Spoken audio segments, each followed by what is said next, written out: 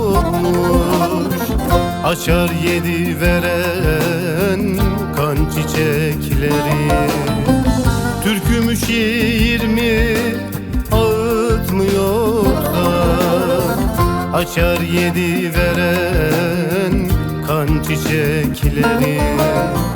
Türkü mü şiir mi ağıtmıyor da açar yedi veren kan çiçekleri.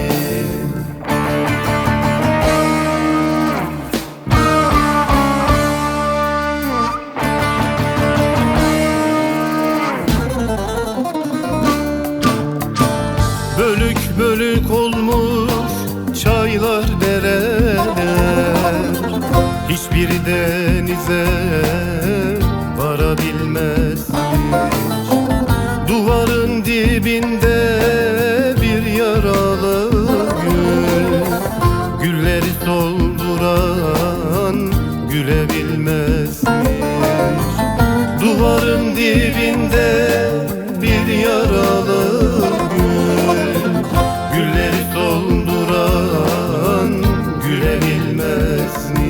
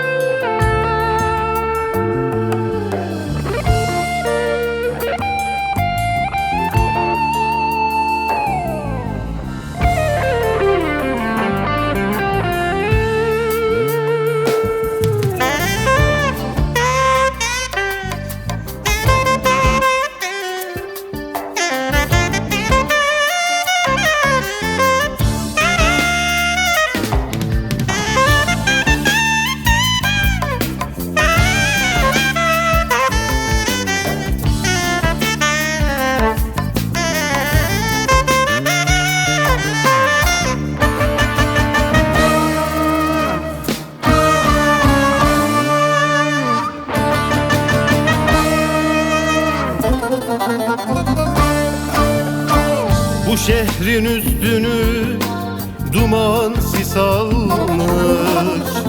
Tomurcuk çiçekler kana belenmiş. Dağlar çiçek açmış, usta dert açmış. Umudun goncası kan çiçekleri. Dağlar çiçek açmış, açmış, usta dert açmış. Umudun goncası kan çiçekleri.